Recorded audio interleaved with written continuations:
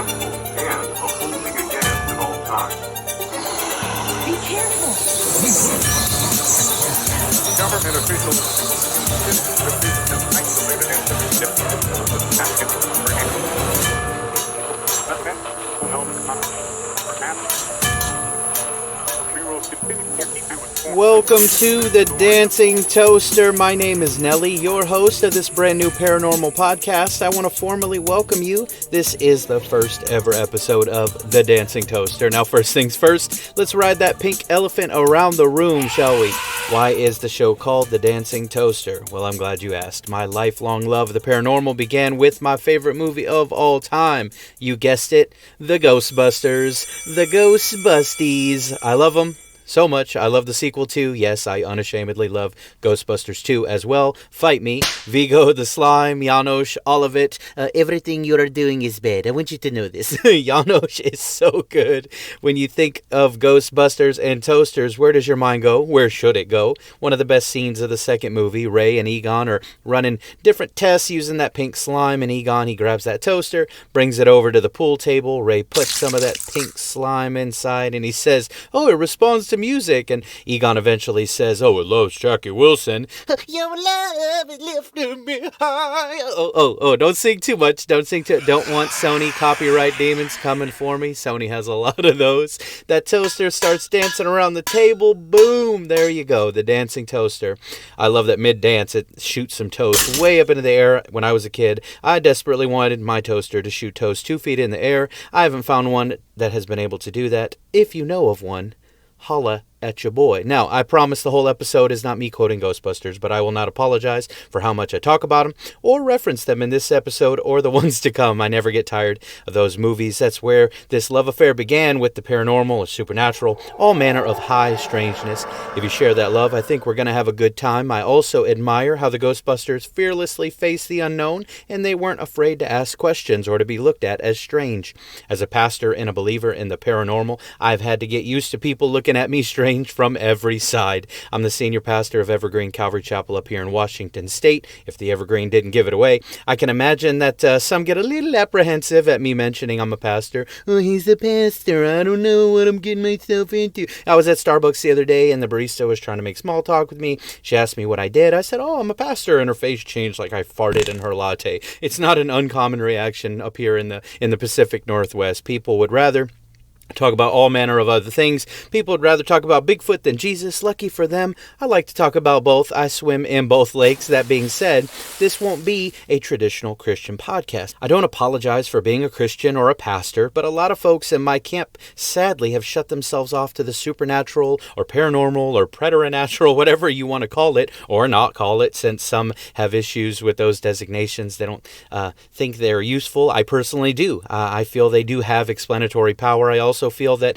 they have significant overlap with matters of religion and faith, but anyways, too many Christians ignore or just outright reject the supernatural world, which is just nuts to me. They'll believe in an almighty triune spirit being who apparently lives in another dimension, a virgin birth, a few pieces of bread feeding thousands, people coming back from the dead. Of course, some of them will acknowledge angels, just don't talk about them too much, and they'll even reluctantly believe in demons because Jesus cast a bunch out, but don't dare suggest that these realities have modern implications. Don't you dare suggest angels have anything to do with the world today, and you certainly can't suggest to them that those same demons from the Gospels are still around and their existence could possibly help us understand some of what's going on in the world around us. Oh no, they're far too sophisticated for that. I can't blame them entirely. They've tried so hard for years to fit in with all the stuck-up, sophisticated, sciencey types, embracing modernism and getting drunk on Enlightenment thinking and naturalism that's got them throwing away truths that people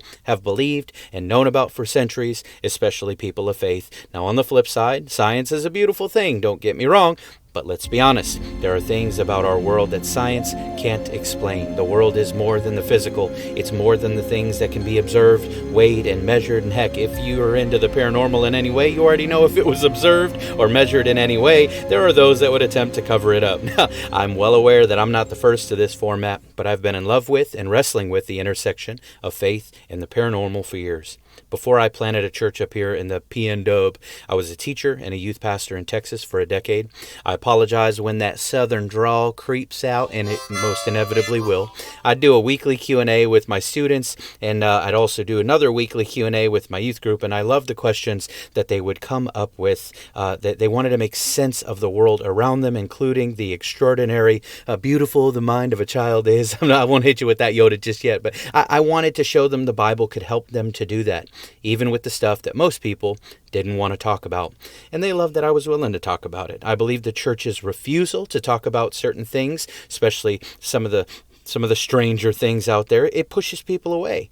And it also pushes them into the arms of others. It pushes them away to get answers from other places, darker places, that will gladly assist them. So I told my students that nothing was off limits. I didn't always know the answer, but I told them we'd find out together. I tell y'all the same thing. There's the y'all. Get used to the y'all, the Texas coming out.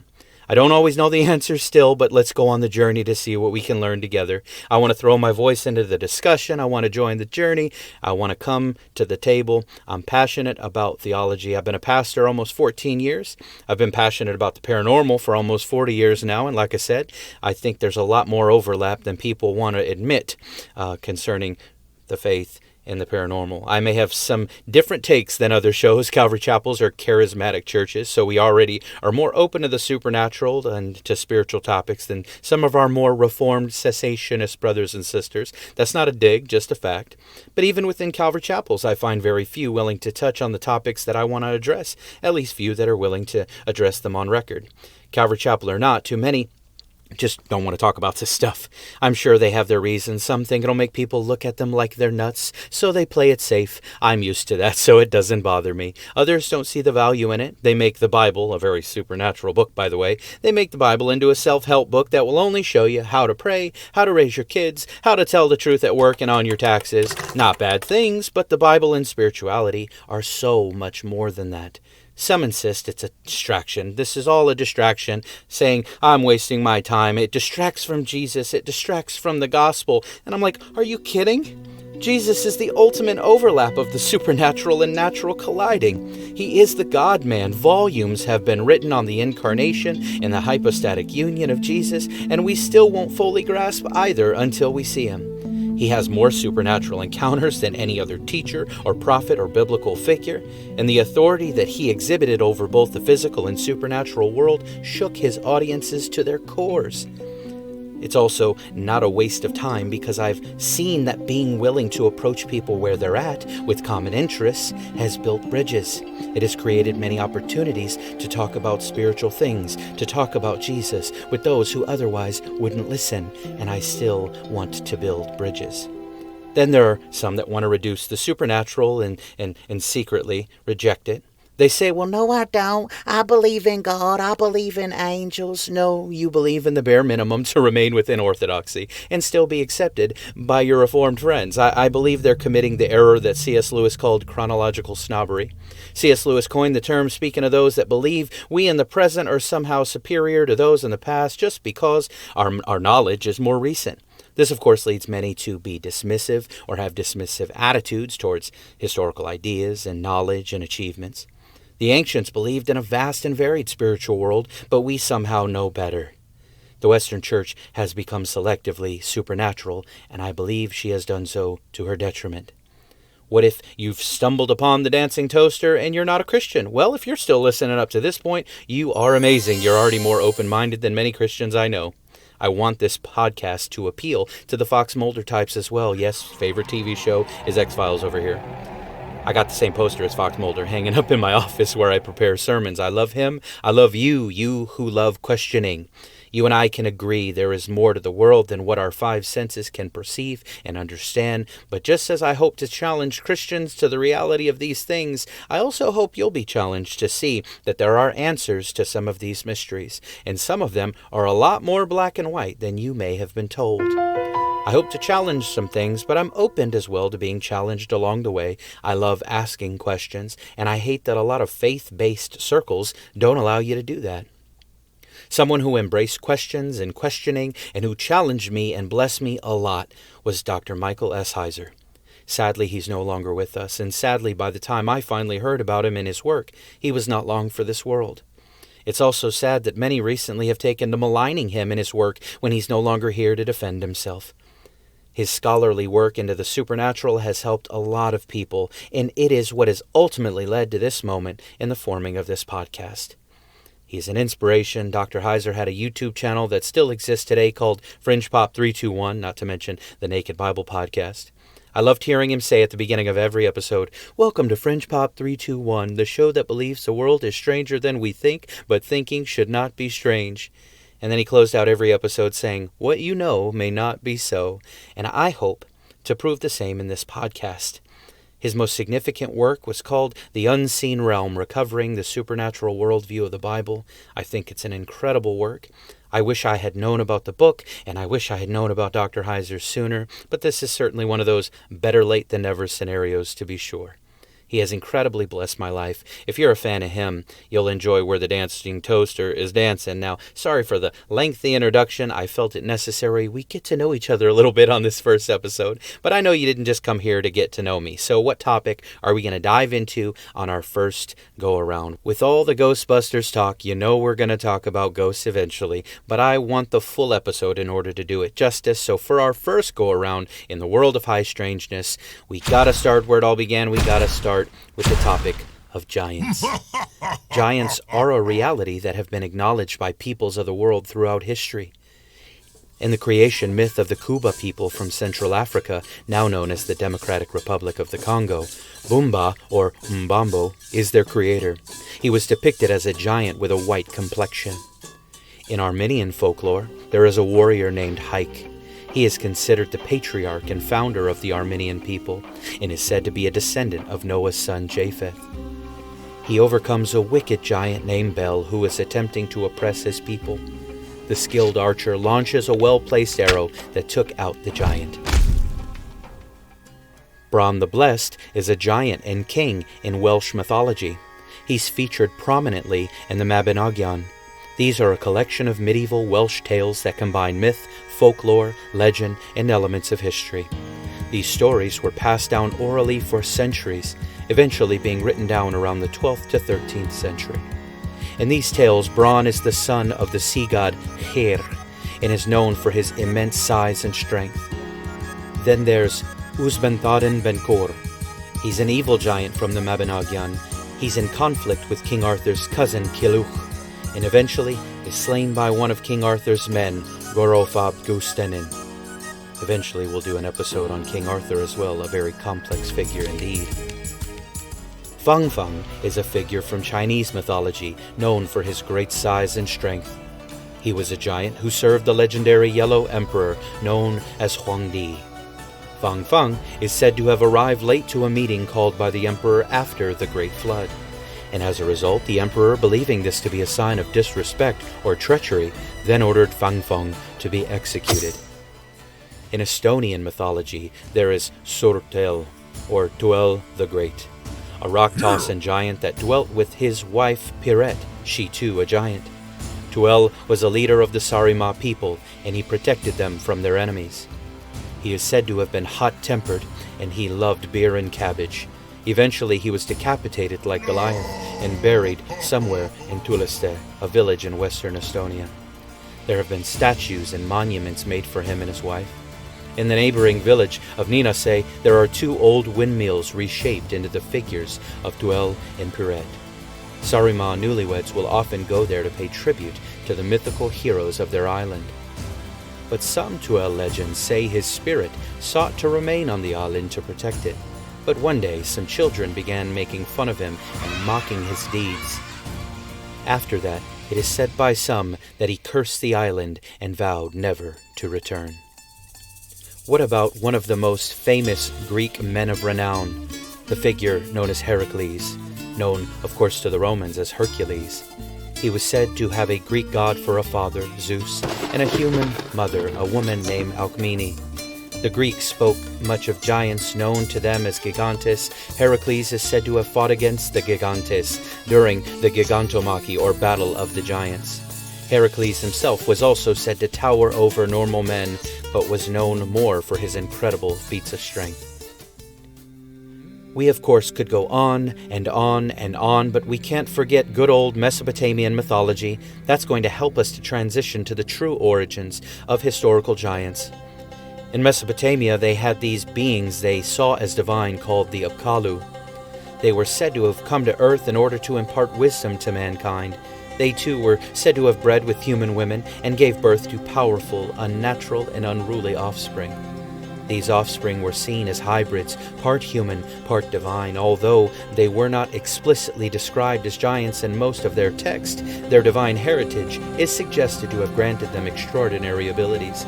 Abilities such as being larger than average men, possessing great physical strength, and exhibiting other superhuman traits. However, in the Mesopotamian literature, the focus is more on their power in mixed nature than on their physical size. Today we're going to find the source of all of this. The Bible gives us the true origin story of these wild accounts, the true origins of giants. Today we're going to examine the supernatural beings that led to the creation of the giants. For this we turn to the book of beginnings, the book of Genesis, in chapter 6. This is more than a first episode to me. It serves as a tribute to Dr. Heiser. Some say that he and his ideas have led to a harmful obsession with Genesis 6. I thoroughly disagree. His work poured gasoline on the fire that was my passion for the Bible and gave me a renewed desire to pursue a greater understanding of the ancient languages that the Bible was written in.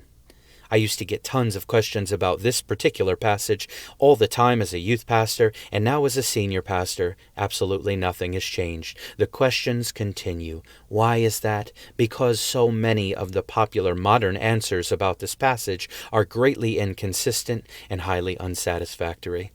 I also think this passage is kind of like a litmus test, if you will. Some call it a Rosetta Stone of sorts. If you're dealing with high strangeness, if you get this wrong, you're going to get a bunch of stuff wrong after that. It's 5 verses that are heavily debated, but didn't really used to be. This passage and the discourse around it will perfectly demonstrate the supernatural realities of the Bible and of our world, but it will also demonstrate some of the resistance and pushback from those who wish to suppress some of these very realities. So let's not bury the lead any further. Let's look at the passage that introduces us to the fallen sons of God and their demonic giant offspring called the Nephilim. Genesis 6, verses 1 through 5. Now it came about when men began to multiply on the face of the land, and daughters were born to them, that the sons of God saw that the daughters of men were beautiful, and they took wives for themselves whomever they chose. Then the Lord said, My spirit shall not strive with man forever, because he is also flesh. Nevertheless his days shall be 120 years. The Nephilim were on the earth in those days, and also afterward, when the sons of God came in the daughters of men, and they bore children to them. Those were the mighty men who were of old, men of renown. Then the Lord saw that the wickedness of man was great on the earth, and that every intent of the thoughts of his heart was only evil continually. Now, if you think we're going to be able to cover all that can be said about this passage in a single episode, understand that Dr. Tim Chafee did his master's thesis on these 5 verses, and it's about 500 pages. It's an amazing read. I highly recommend it, and it's one that we'll be referencing a lot in the next few episodes. Needless to say, this is a weighty and controversial topic.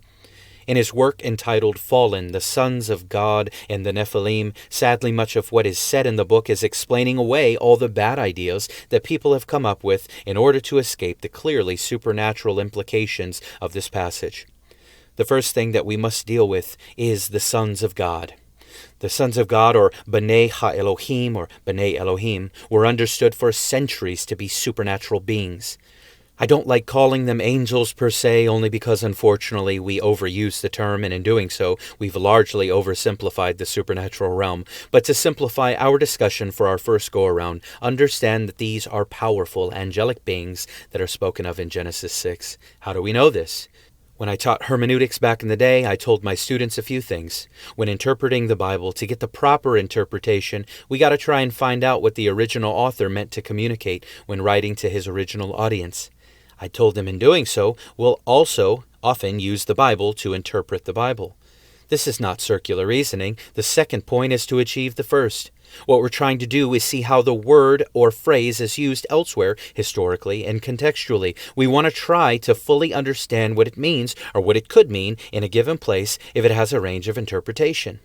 In the Old Testament, there is no such range with this phrase. The sons of God, or B'nai Elohim, every time the term or phrase is used in the Old Testament, it's talking about supernatural, angelic beings. It shows up 5 times, twice here in Genesis 6, and 3 times in the book of Job, and its meaning is consistent whenever it pops up. Let's take a look at how the book of Job uses the term. Job chapter 1 verse 6, "One day the sons of God came to present themselves before the Lord, and the accuser, the Satan, also came with them." So we got beings presenting themselves before God's throne in heaven. That's our first hint that these individuals may not be humans. The author mentions the accuser, the Satan. That's indication number 2. So the sons of God have gathered for a meeting, and they're all there to talk about Job. Fast forward to Job 2:1. "On another day, the sons of God came to present themselves before the Lord, and the accuser, or the Satan, also came with them to present himself before him." So again, these beings are presenting themselves before God's throne in heaven. The accuser, the Satan, is doing so also. Again, huge supernatural indicators here, and they're having another meeting to discuss Job. Now, if there's any doubt as to what the phrase means, fast forward to the third and final time we see it, Job 38:7. This is when God is speaking directly to Job, and he begins speaking on when he created the world. He says this, "When the morning stars sang together, and all the sons of God shouted for joy." If there was any doubt as to the identity of these B'nai Elohim, the sons of God, the Lord himself crushes that doubt in chapter 38 of Job. While God was laying the foundations of the earth, there wasn't a single human being who could have been singing or shouting about this moment. It was some of these sons of God, these B'nai Elohim, powerful, angelic beings, before any of them had rebelled against Yahweh, the one true God. There's also a sister phrase in Hebrew, the B'nai Elim, which is translated as sons of the mighty, sons of God, or simply heavenly beings. Psalm 29:1, "Ascribe to the Lord, O sons of the mighty, ascribe to the Lord glory and strength." Here's the ESV, "Ascribe to the Lord, O heavenly beings, ascribe to the Lord glory and strength." You see the same thing in Psalm 89. So the sons of God are angelic beings. Oh, but I hear the skeptics say, "But what about Israel?" You may or may not love my polemic style, but I'm a Texan, so get used to it. There are, of course, places in the Old Testament where God refers to himself as a father and Jacob or Israel as a son, but none of them use this terminology.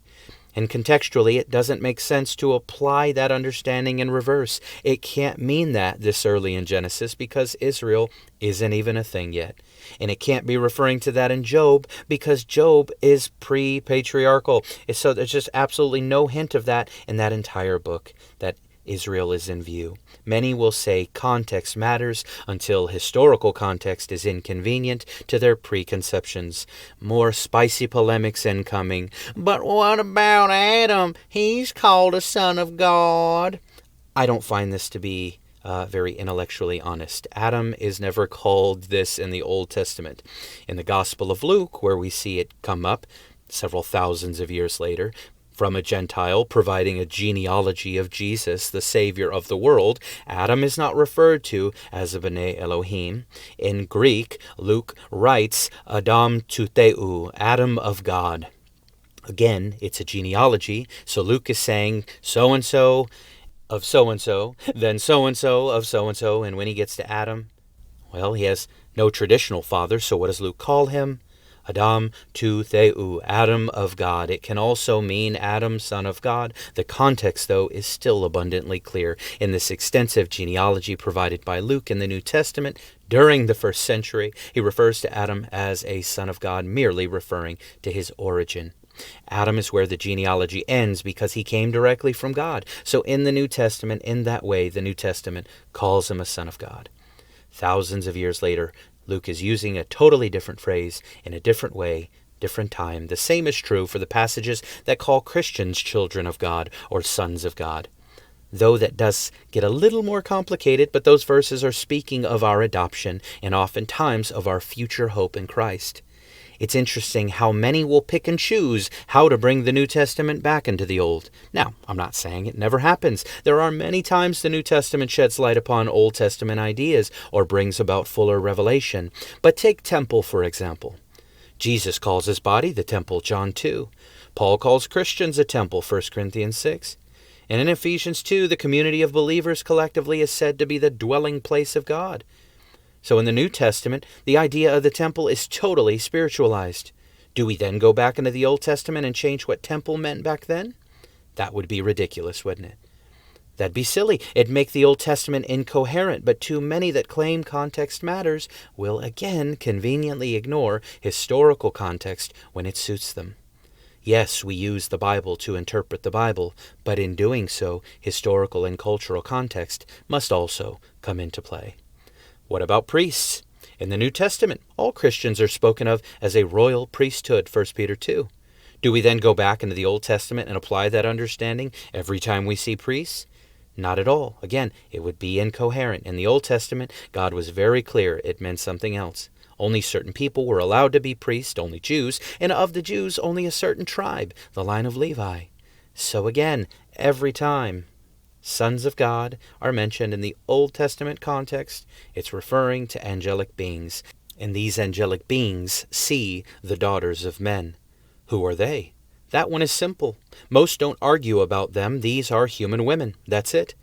The sons of God want these daughters of men. They desire these human women. They see them and desire them in a R&B kind of way. They take wives for themselves from among those women, according to verse 2. But they can't do that. Angels don't have bodies. There are tons of places where angels take upon physical forms. We don't even have to go very far to find one. Genesis 18, dealing with Abraham. The Lord himself takes upon a physical form to interact with Abraham, and he's accompanied by two angelic beings. Genesis 18 and 19 make it very clear that they're two beings. They look like men, but they're identified clearly as angels. The author is clear that when Abraham sees them, he sees three men. The Lord and these two angels speak with, eat with, and have their feet washed with Abraham and Sarah. And toward the end of the interaction, the Lord reveals what he plans to do in Sodom and Gomorrah, where Abraham's nephew Lot lived with his family. In the very next verse, chapter 2, it says, the angels arrive in Sodom. So again, I told you they were clearly identified as men in appearance, but called angels, malachim. So in verse 5, they're described by the inhabitants of Sodom as ha-anashim. Where are the men who came to you tonight? So I know I'm kind of running the point into the ground, but again, they look like men, but they are clearly angels. And both words are used to speak of them. Side note, Lot, of course, invited them in to stay the night. They talked with, ate with, all the same things that they did with Abraham. Sadly, we all know where this goes. While they're there, the evil men of Sodom seek to have sexual relations with these man-like angelic beings. The men of Sodom want so badly to do this, they try to force themselves into Lot's house. But just before they succeed, the angels, according to verse 10, reached out their hands and brought Lot into the house with them and shut the door. We can't forget verse 11 because it's there that they put their supernatural power on display in judgment of these evil men of Sodom. It says, they struck the men who were at the doorway of the house with blindness, both small and great, so that they wearied themselves trying to find the doorway.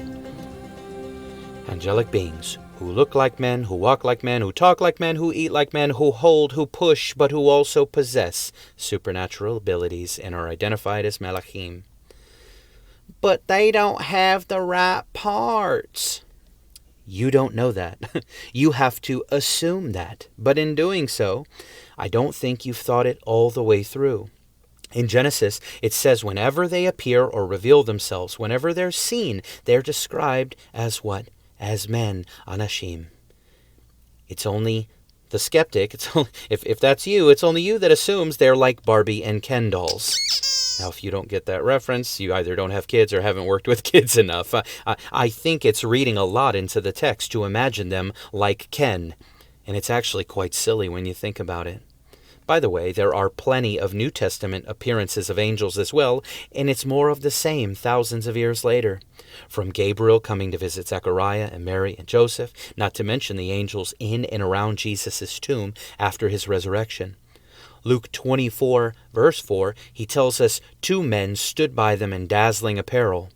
John says, John 20, verse 12, 2 angels in white sitting where the body of Jesus had lain, one at the head and one at the feet. Again, angels confirmed to be present, but described as what? As men.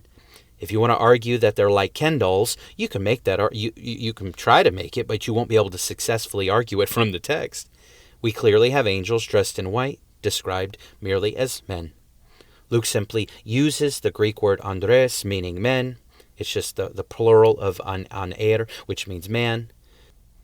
You might say, well, you don't know their anatomy either. I don't, you're right. I don't know all the ins and outs. I don't know how they take this form. I just know that they do, and I can show it over and over again in the text.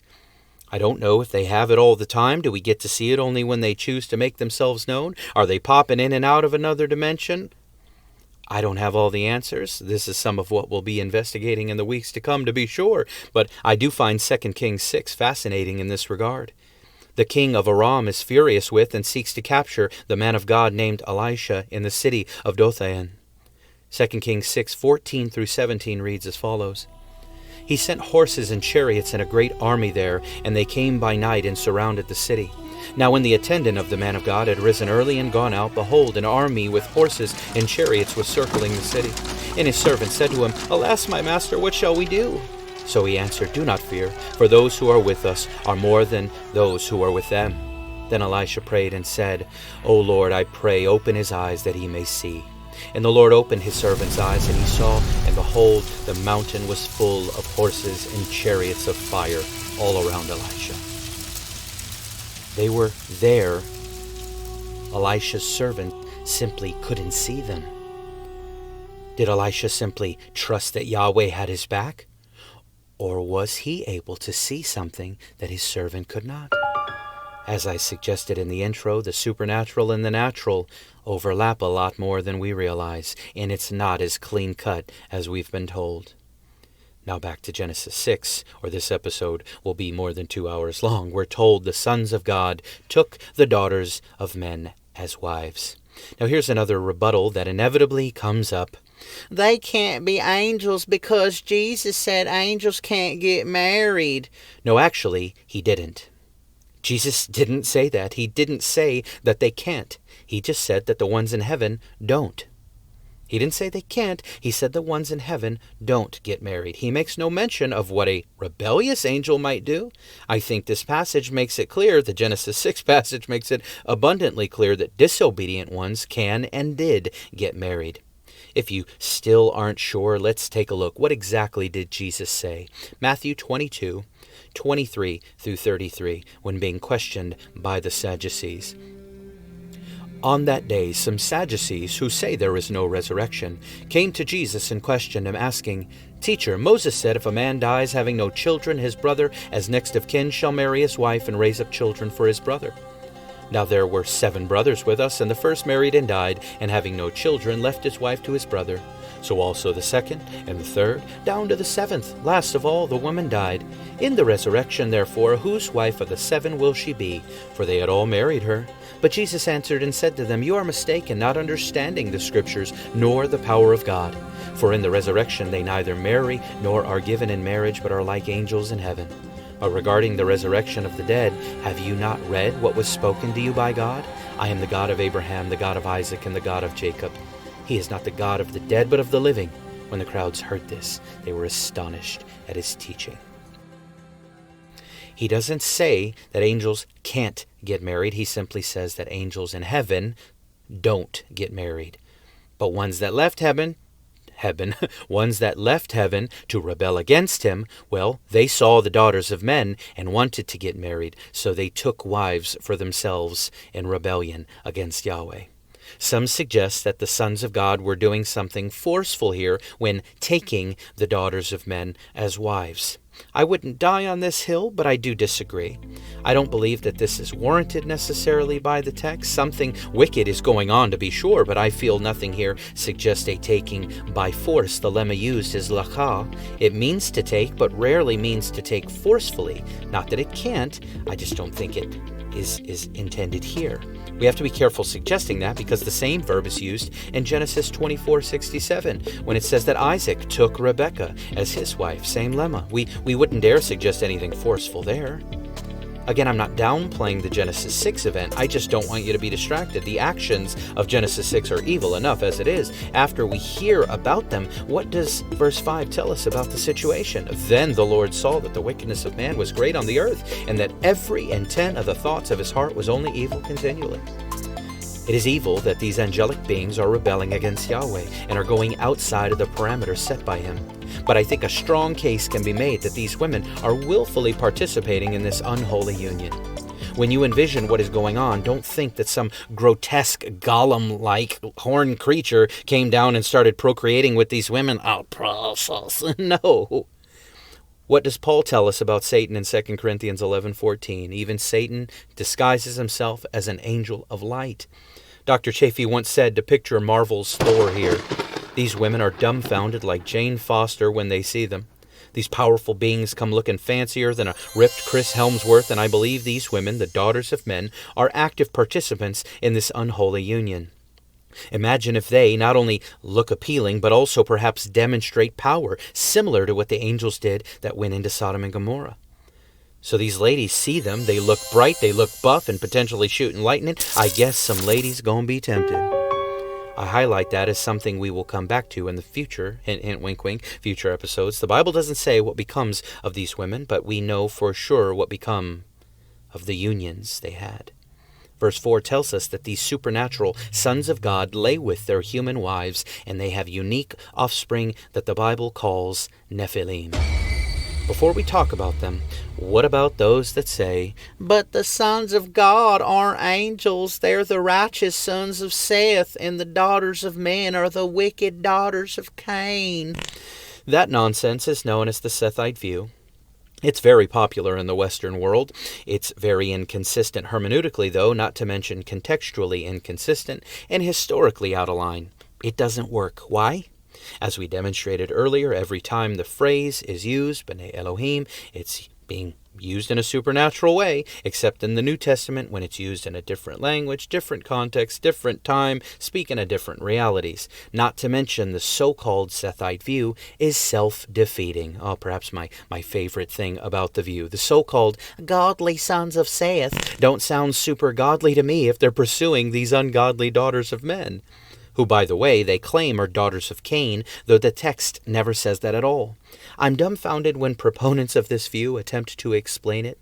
I'm like, did you just hear yourself say that? Did you just listen to yourself explain that? You contradicted yourself in your own explanation. Their behavior doesn't match your characterization of them. And since when is godliness a genetic trait that can be passed on or contained in a family line?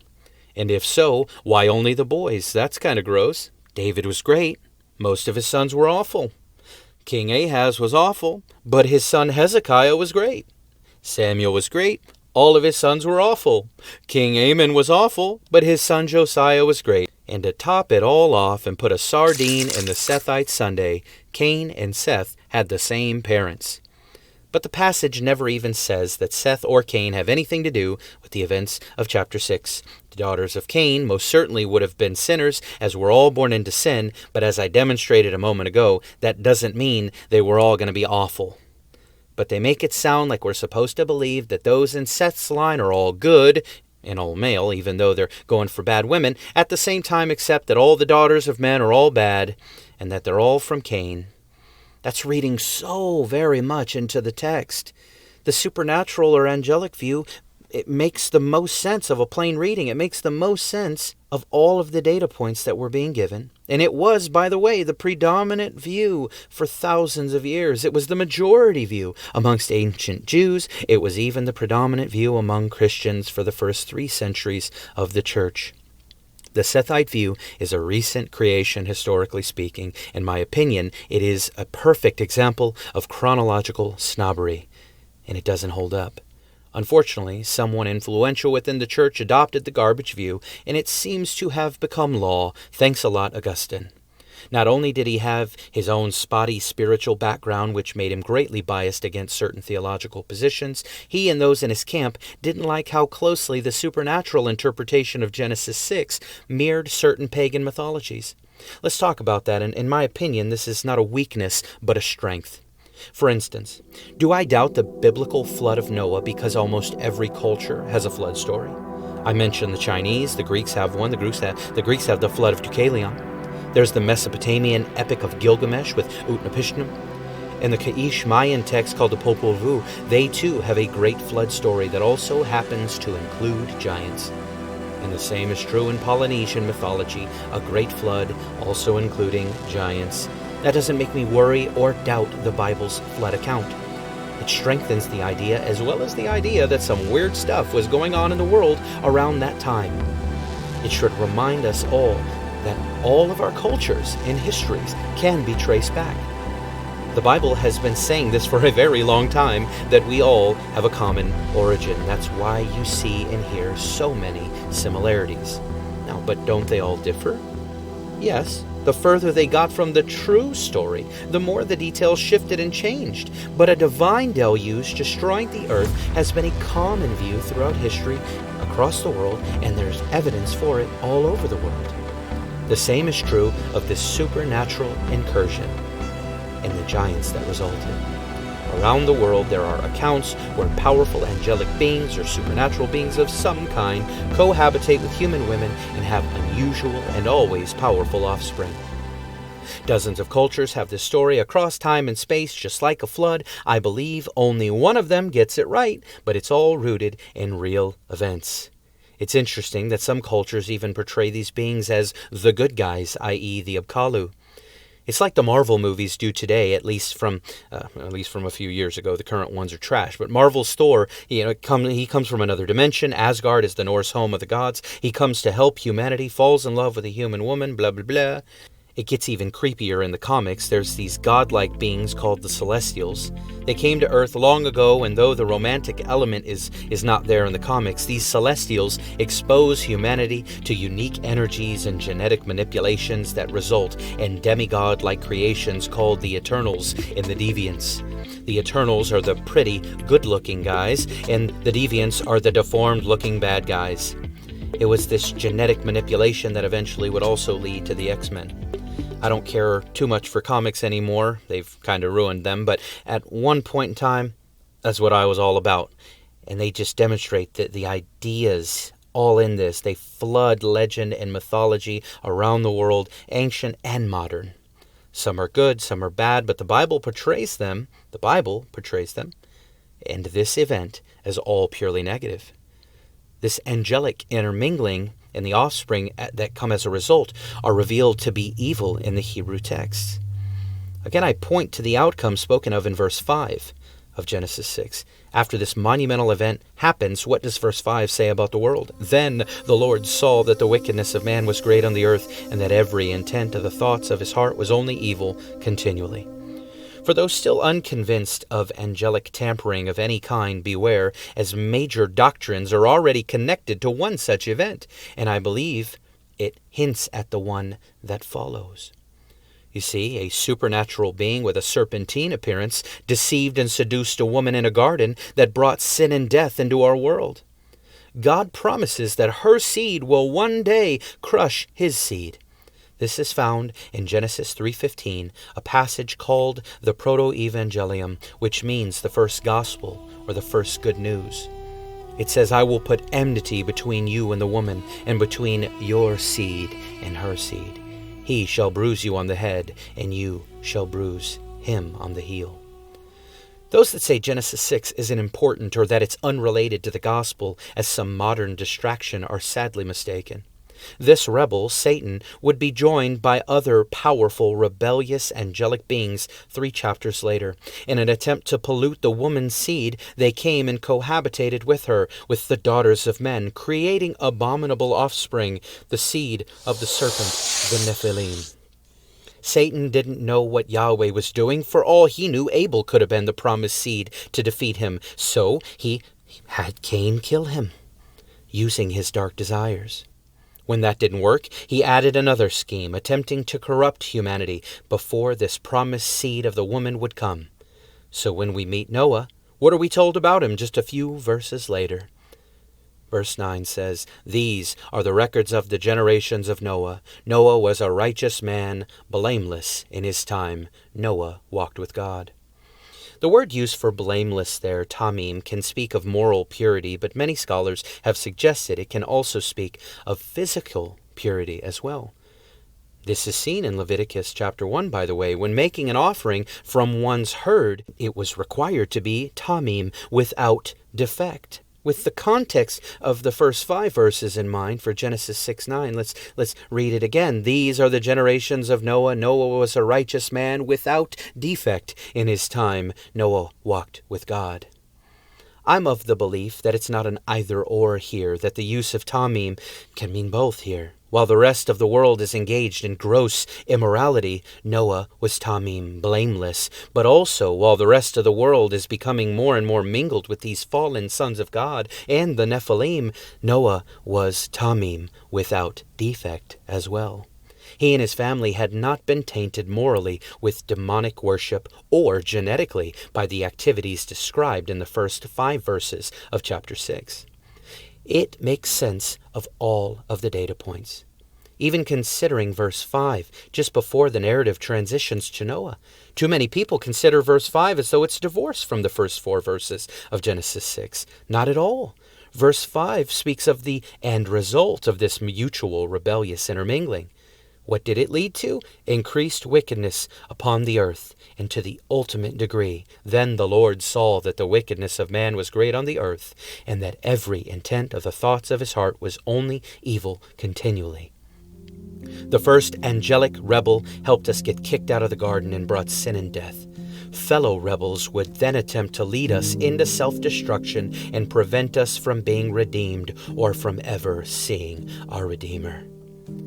By the way, when our Redeemer came from the seed of the woman, Jesus, born of a virgin, wasn't he the wholly opposite of what the sons of God were in Genesis 6? Jesus in the incarnation was the perfect pairing of human and divine, completely God, completely man. Genesis 6 shows an evil attempt to cancel out the gospel in the coming Messiah while making a mockery of it, all at the same time. Isn't that just like Satan to do that? Isn't it just like Satan to direct a demonic counterfeit? Isn't that precisely what he's going to do with the man of sin? Eschatological views certainly demonstrate the man of lawlessness to come is going to be an antichrist, seeking to be in place of and against Christ. Man, I gotta bring it back or we're never gonna finish. There's another absurdity and shortcoming of the Sethite view for Genesis 6. What you've been waiting for, if it was just godly men mating with ungodly women, why on earth do they have giant offspring? It doesn't say that. Yes, it does. That is precisely what Nephilim means. Nephilim means giants. Now, how giant? See me next week. That'll be in the next episode that we unpack that next part of this idea. But the Bible makes it very clear that they're abnormally large and powerful, the Nephilim. Oh, but Nephilim just means fallen ones, not giants. Not quite. Even many who accept the supernatural view do say this, but I think it adds confusion to the reality of the word. This bad idea and faulty translation comes from theologians trying to get away from the supernatural interpretation. One in particular, I think, really helped push the idea, though it's not his fault alone. He's just really influential for a lot of Western Christians. He's been influential for a long time, and he's given a lot of ammunition to bad interpretations of this particular word as well as other places. But He served a lot to discredit this view for centuries. It's none other than Big John C., John Calvin. I know this didn't start with him. That's not what I'm saying. It started with some 2nd century rabbi, but I'm citing Calvin for his prominence and heavy influence, again, upon the Western Church. John Calvin said of the word Nephilim, its origin is known to be from the verb nafal, which is to fall. I believe because of the time he was in, and due to his heavy Augustan influence, he strongly rejected the supernatural interpretation of Genesis 6, again, as well as many other places. Did he have good evidence to do so? Did he have good reason to do this in Genesis 6? What wisdom did he drop in our ears in order to refute millennia of belief in the supernatural view of Genesis 6? Absolutely none. He just said the view was, quote, abundantly refuted by its own absurdity. You know what that means? I think it's silly, so it can't be true. Thanks, bud. That's what a bunch of atheists say about theism with just as little evidence, so you're not helping.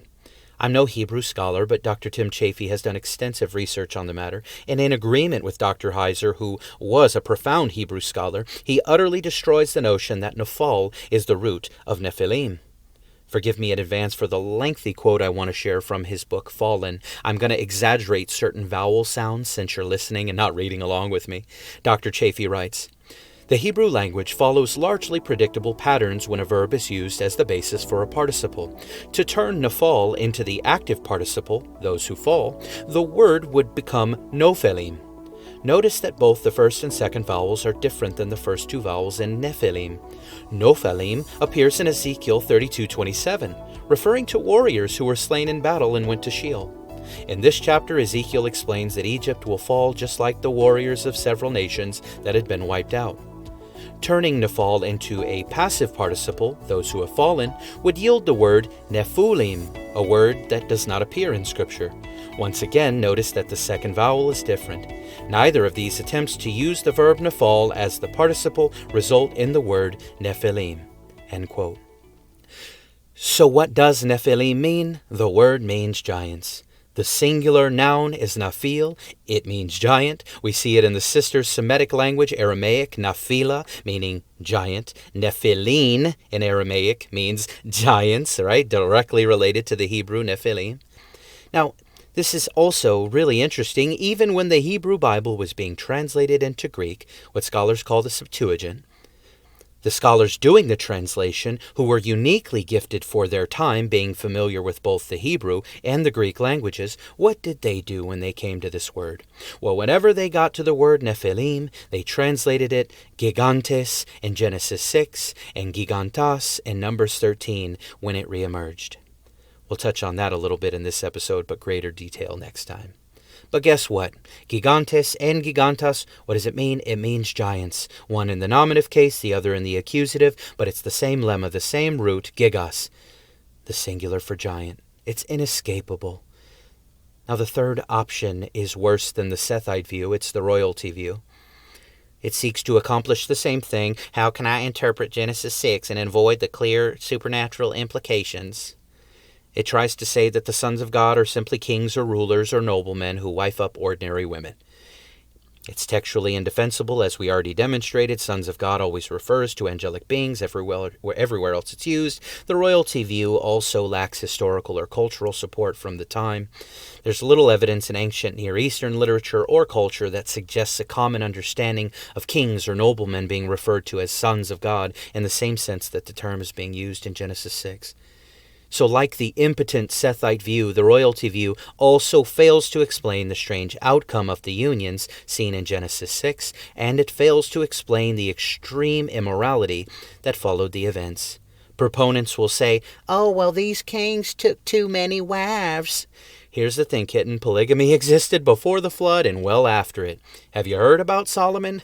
Dude had 1,000 women in his life, 700 wives and 300 concubines, according to 1 Kings 11:3. He was a disaster. So according to their logic, Solomon should have brought on a flood all by himself. Good thing God promised he'd never do it again.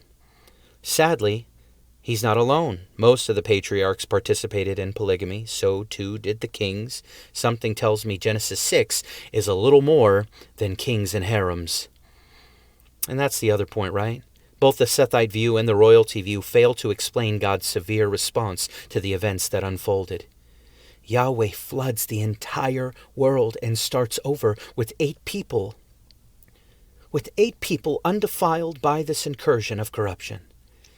Some have attempted to lecture about church fathers in regards to this, but really until the 4th century, when Augustine comes in the picture, the earliest church fathers and ancient Jews before them were in agreement concerning this passage. Those familiar with Hebrew and with Jewish history and culture knew what this passage was about. Those that came later would ignore both to suit themselves and what was comfortable for them, and their modern counterparts, I fear, do the same. I actually forgot additional views or interpretations, or one particular. I'm not sure if you want to call it a view or interpretation. Ironically, it's a hybrid view of these hybrids. It's not quite the supernatural view. It's like supernatural light. It's about as useless as Diet Mountain Dew. There are those that won't commit to the true meaning of B'nai Elohim, sons of God, but they realize the Nephilim are something special in and outside of the Bible. So again, it's like a hybrid view of these Nephilim hybrids. They say that the sons of God were just men, but that they were demon-possessed men that had relations with human women. I'm not going to spend a lot of time on this idea. I think it's just as weak as the other ones. It can't be defended. There's not a lot to refute because there's not a lot to deal with. It can't be defended by the use of the languages. We've already picked out a part. B'nai Elohim is never used for that, nor can it be defended biblically. Whenever we see possession, whenever possession is seen in the Bible, it can bring about physical and even psychological changes, but nothing in the text indicates biological or genetic changes as a result of possession. Though I certainly wouldn't recommend you procreating with a demon-possessed person. Nothing biblically or historically suggests you're giving birth to any Nephilim. As demonstrated earlier, some of these powerful beings have physical forms they can operate in. How it exactly works is a mystery worth diving into. It's easier to go with what we know rather than come up with silly ideas that try to please everybody and wind up pleasing nobody. So the hybrid view just doesn't fit. Not when you're referring to the sons of God. Moving on, or again, I'll never finish, those of us that accept the full angelic view can use the New Testament as well to defend our position. The other interpretations cannot find New Testament support.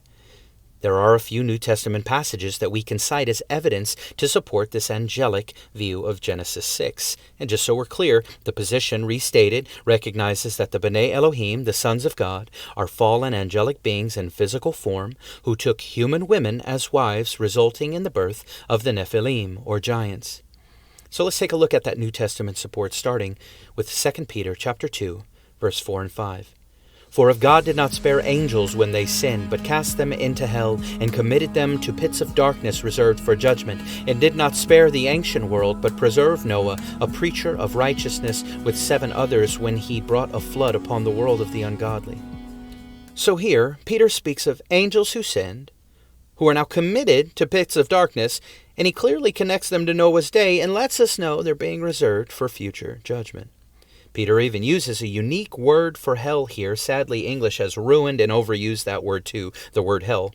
Peter uses a specific word, Tartarus or Tartarus. To the Greeks, this was the place beneath Hades where divine beings were held. And knowing that, this is the word Peter uses, being directed by the Spirit of God, further confirming the supernatural nature of those confined rebels. What other event in the New Testament could Peter possibly be referring to? Where else do we see angels sinning and being confined by God? Even if you think Revelation 12 is a past event and not a future one, are those rebels being confined to pits of darkness? No. They make a mess for the people of God still on earth.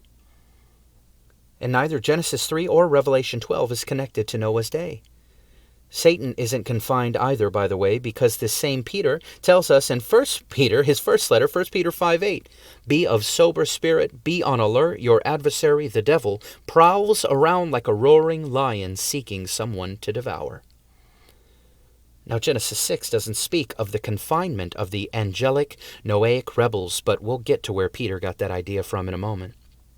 Another New Testament passage that supports the angelic view, the picture that we're painting here, is Jude 1, 6 and 7.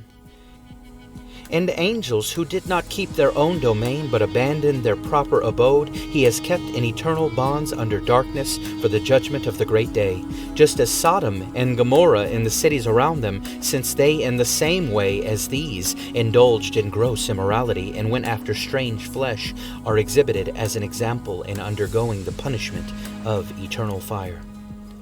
So like Peter, Jude also speaks of angels sinning and being confined by God. Jude then goes in a different direction than Peter. Peter gave us the when, the days of Noah. Jude gives us what. Peter tells us when the angelic rebellion happened in the ancient world of Noah's time. Jude tells us what the angels did that got them in trouble, what particular sin got them locked up. He says they left their proper domain, so they left their proper bounds, and because of this, they got locked away until the final judgment. This matches up exactly to what Peter was talking about. Jude goes a step further. He doesn't just tell us in general what they did. He wants to make sure we get what's fully going on, so he gives us something to compare it to. He compares the deeds of these angelic beings to the gross sexual immorality of Genesis 19. He says, just as Sodom and Gomorrah and the cities around them, since they, in the same way as these what? These angels who left their proper boundaries, indulged in gross immorality and went after strange flesh. Why on earth would you do that? Just as the men of Sodom wanted to go after strange flesh they had no business going after, these angels left the boundaries placed on them by Yahweh and sexually pursued flesh they had no business going after. These beings that dwelt in the spirit world abandoned their proper abode, their proper dwelling. They are now confined, and the reason given is compared to other gross sexual misconduct. The men of Sodom wanted to do immoral and unnatural things. The sons of God of Genesis 6 wanted to do immoral and unnatural things. Only difference is they succeeded, but we're told they're paying a high price. Now, what on earth could Jude be talking about other than Genesis 6? The angelic interpretation, again, makes sense of all the data points from the Old Testament and the New Testament. The other positions simply don't do this. The other positions have to come up with nonsense to explain the initial incursion, and they have to pull off hermeneutic gymnastics in order to make sense of the passages we just read. Those that reject the angelic view of Genesis 6 can't adequately exposit either of those New Testament passages. Some skip over them because their preconceived notions blind them. I'm all about connecting the dots. Dr. Heiser used to say he was just a dot connector, and I'm all about expositing the text and doing so in such a way that makes sense of all possible data points. Let the Bible take you where it wants to go. I want to let the Bible take me where it wants to go, not forcing the Bible to fit into my time, my preconceived notions, my denominational limitations. Now, how else do we know that both Peter and Jude were speaking about the exact same event in question? Because of the source material they're referencing. Peter and Jude, like most literate Second Temple Jewish males, were familiar with the book of Enoch. Now, as soon as I say that, some get their underwear in knots when you mention the book of Enoch, but it is quoted and referenced multiple times in the New Testament, namely 1st Enoch. It's precisely where Peter got the idea of those Genesis 6 creatures being locked away, awaiting judgment. As the Spirit of God worked through Peter, that's the imagery he used. Jude uses the same veiled references of those same beings confined, awaiting judgment, but he removes the ambiguity in his letter by referencing Enoch directly. You see, Jude 1:14 and 15 quotes directly from 1 Enoch 1:9.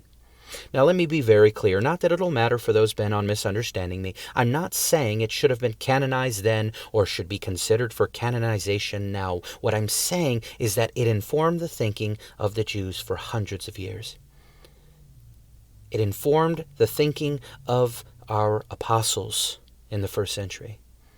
They used it to frame a lot of their thinking and theology, and when the Spirit of God was working through Peter and through Jude, he used those ideas to convey spiritual truths. Some of it's good in Enoch, some of it's bad. That's why Enoch as a whole is not in the Bible, but it is an important historical and theological document, and we can trust that when the Bible writers use it, the Spirit of God directing them knew what he was doing. Some think, regardless of your view, this issue from Genesis 6 can't be that important because it seems so obscure, it's so short. So they decide it must not be that important. And they condemn those of us who are interested with spiritual sounding rebukes such as, "It's distracting you from Jesus." I'm sorry, but no. It's that same Jesus that said in John 5 of the Old Testament scriptures, "They bear witness to me." And then in verse 46, if you believed Moses, the author of the first 5 books of the Old Testament, you would believe me, for he wrote of me. Then in Luke 24:27, Jesus, with some disciples, Luke writes, beginning with Moses and all the prophets, that he, Jesus, interpreted to them in all the scriptures the things concerning himself. The same Spirit of Christ working through Paul inspired him to write 2 Timothy 3:16, the nail in the coffin of those that say that this part of the Bible is distracting us. All scripture is breathed out by God and profitable for teaching, for reproof, for correction, and for training in righteousness. This event held great significance in the ancient world. In the worlds of the Old Testament and the New, this event was incredibly important. The length of the passage is not a reflection of its importance. If you were born any time before the early 90s, you're old enough to know that a significant event took place, and all I have to say is 9/11. As soon as I say 9/11, you know exactly what I'm talking about, right? If you're reading or listening to anyone who makes a brief mention of 9/11, 2 words alone carry so much weight, you don't need them to go into a ton of detail explaining the event before using it to make a point. I could say the government used the events of 9/11 to muster greater power for themselves by introducing legislation such as the Patriot Act. There's a ton of information in that one sentence. Those 22 words can bring up all kinds of feelings, thoughts. It's been 20 years. If you know the event and the information being referenced, you don't need a ton of explanation. The biblical authors do this all the time. Their immediate audience knew what they were saying. It's our job now to study and show ourselves approved, as 2 Timothy 2:15 says to do. There's a ton of historical compression that takes place in the Bible. We definitely see this in Genesis because it covers the greatest amount of time, but even in Acts, it covers 30 years and doesn't even have 30 chapters. The author of Genesis 6 only needed a few verses to speak of a monumental event that his audience would have been more than familiar with, and that shaped how they viewed and interacted with their world. By the 1st century, the events are still widely known, but they had been widely speculated about. The book of 1 Enoch retells the Genesis 6 event. There are clearly some embellishments to be sure, but it's the place that talks about those Genesis 6 angelic beings getting locked away. That's not found in the Old Testament, but when the New Testament authors are speaking about the event, the Spirit of God working through them confirms certain details. Earlier, I used a modern Marvel movie, Thor, to make a point about an event in the Bible. The Marvel movie is not inspired by God, but it can be used as an example to convey a true point. Enoch is like this, except it rides that fine line between fiction and theological commentary. It speaks of a lot of real events, real people, and presents a lot of thought-provoking ideas about those events and people. And the Spirit of God, according to his prerogative, felt it acceptable to use the New Testament authors and their knowledge and understanding of these events and even info from that book to convey truth. People find it uncomfortable, but I find it interesting that they don't cause the same stink when Paul quotes a Greek poet named Epimenides, or a Stoic philosopher named Aratus in Acts 17 when speaking to the Athenians at the Areopagus. Paul quotes Epimenides again in Titus 1:12. And he quotes another secular poet named Menander in 1 Corinthians 15. We don't suddenly conclude that everything penned by Epimenides or Menander must be inspired by God, but all truth is God's truth. And as Dr. Heiser used to say, the authors of the Bible read books. They clearly did. They read and they were connected to the world and cultures they were a part of. And God very much used all of this in the writing and construction of his word. Imagine if Enoch was purely a secular work, like that of Epimenides or Menander. Or imagine if Enoch was linked to Greek mythology.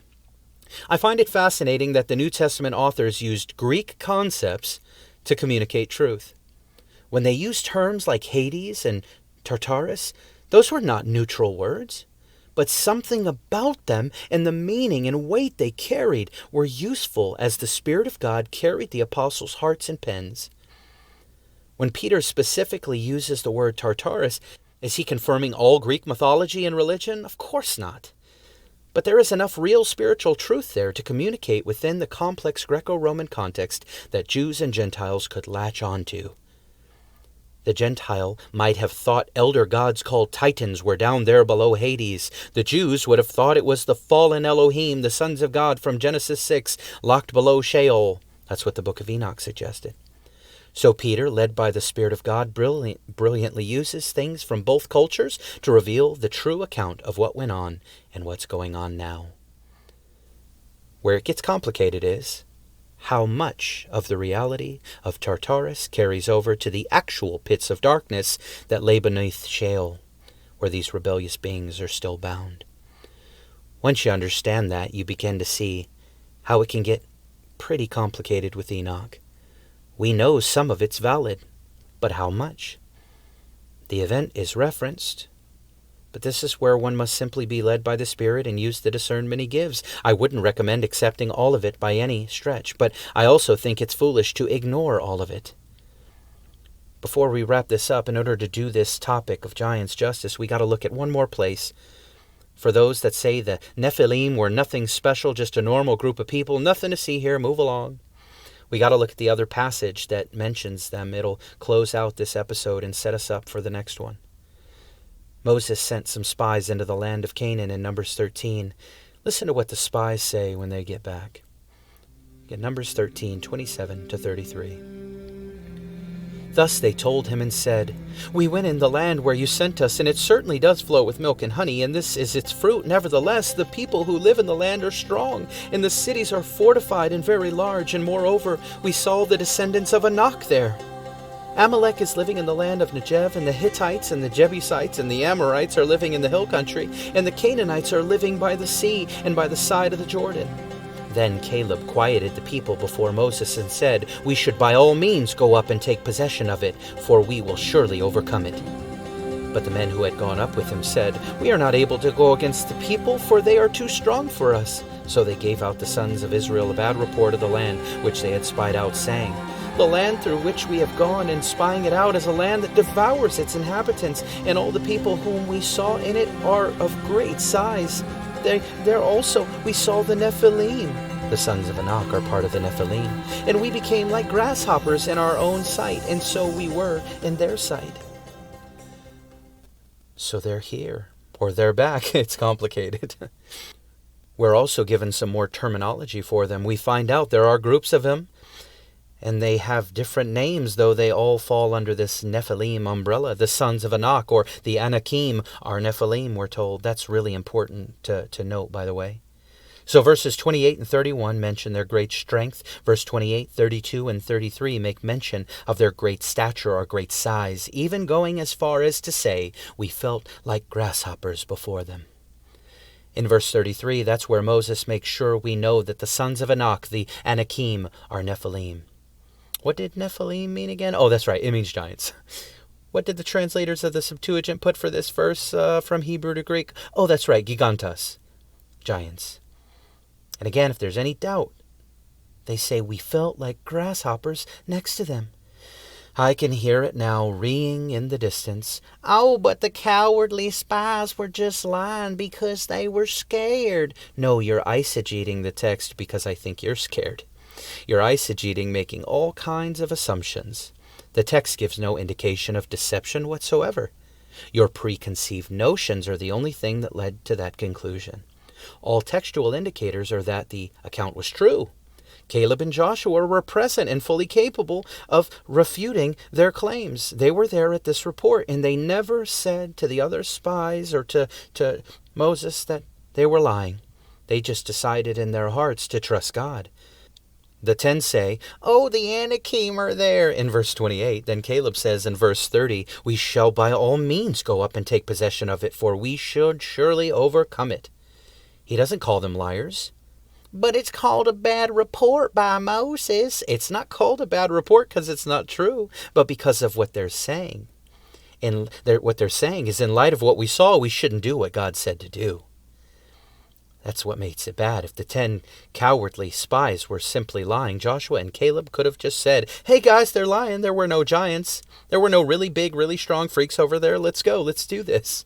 But they don't say that, do they? Instead, they said, like David, who will come much later, facing another giant, "Let's go, surely we will overcome them." Why? Because they knew Yahweh was greater than any Anakim. Yahweh would give them victory over the Nephilim that had flooded the land of Canaan while the Israelites were in Egypt.